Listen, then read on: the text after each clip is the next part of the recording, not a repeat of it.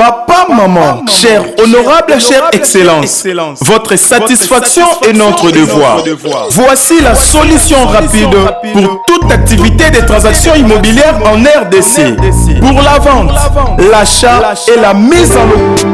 L'Agence congolaise de prestations et services SARL, la solution rapide pour toute activité des transactions immobilières en République démocratique du Congo. Vente, achat, gestion, estimation, mise en location des biens meubles et immeubles, contactez-nous au +200. L'Agence congolaise de prestations et services SARL, la solution rapide pour toute activité des transactions immobilières en République démocratique du Congo.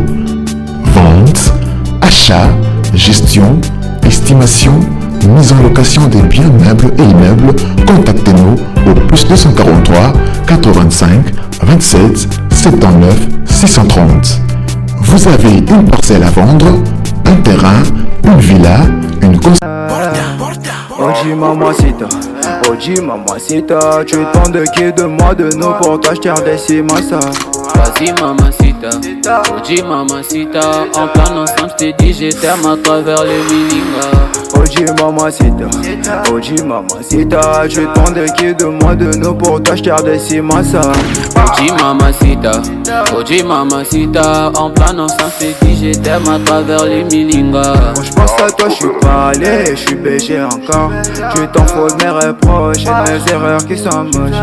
La bonne j'arrange mes souvenirs dans la rue, je deviens rail quand je suis dans le Mbote libota na ngai mbote na biso toye kotala terrain moro awa na ebike ebele ba kosepela nango po toyaka toujours na biloko ya bien.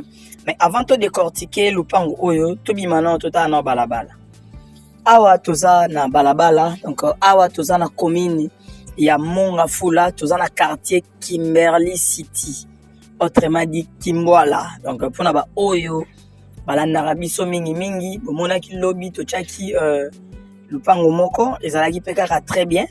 Donc awa bomoni parole lisali eza na Kimberley City Kimbwala na Mongafula.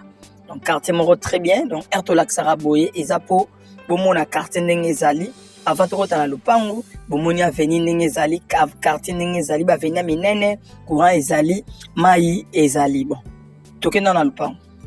Voilà, donc awa to sikoyo na liboso lupango toye kotala eza morcellement.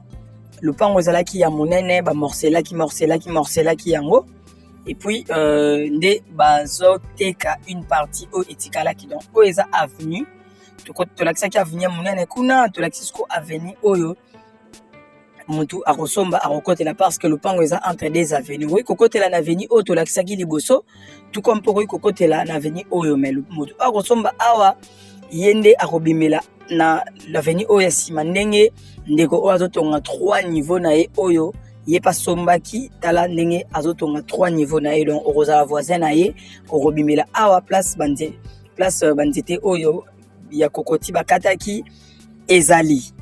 Donc lupango tolinto banda ko expliquer lupango na biso ebandi awa eza terrain notoloba eza terrain vide ebandi awa au kotiti na kati kuna. Donc à partir ya awa place tolakisi tokende na ndenga libanda ebongo tozonga na ndenga kati tokende na libanda. Voilà, donc awa tozo pusana terrain tozotala eza 14 mètres et demi sur 11 mètres 20. Donc 14 et demi sur 11 et demi na bandeli. Donc ndeto lakisa awa na ndenge ya mulai boye eza 14 mètres et demi. Profondeur kokota na kati eza 11 mètres et demi. Donc air tozo pesa explication to landa bien pour air to kobenga na eza la teke dimension eza ndenge nini superficie eza ndenge nini non to lingi mutu nyonso aza na idée mbala moko. Donc place lupango suki wana sukeli awa 14 mètres suki awa côté ba toilette wana ezali tokozonga po tokota siko na kati to expliquer sikoyo na kati ndenge ezaleli. Donc awa tolakisaki déjà borne oyo batiaki awa pour na limite ya mutu oyo abandi déjà kotonga na partie oyo etikalaki ya terrain wana tomati sikoyo tozolakisa na kati ndenge ezali kati nango yango oyo eza lokola donc intérieur tolakisa 14 mètres na mpandi tozopusa na sikoti place 11 mètres et demi ekozala donc moni limite yango batie abomona na fenêtre wana limite yango wana nde ezopesa biso 11 mètres et demi donc terrain pour comprendre bien eza 14 mètres et demi sur 11 mètres et demi voilà donc terrain yango otolakisa déjà moninga azotonga et puis prix na yango eza $17,000 à discuter légèrement na bandeli 14 mètres et demi sur 11 mètres et demi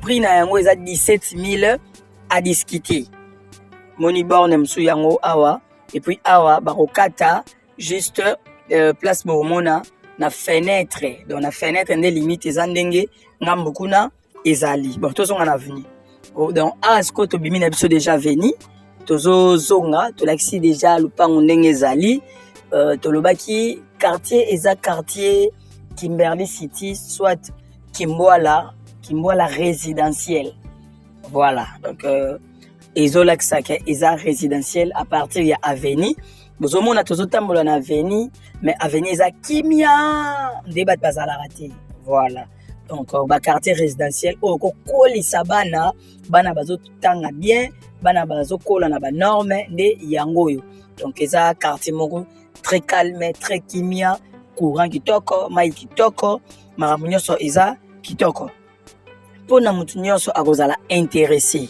numéro na biso eza affiché na se ya écran na se ya écran omona ba numéro na biso eza wana obengi biso tosolola $17,000 à négocier na ba quartier boye $17,000 à négocier eza prix moko très kitoko mpona motu nyonso oyo aza na posa azwa terrain ya ba dimension ya boye ya bien donc 11 mètres et demi sur 14 mètres et demi $17,000 à discuter commune ya Mongafula quartier Kimberley City autrement dit Kimbwala bonne chance à tout le monde bye bye merci beaucoup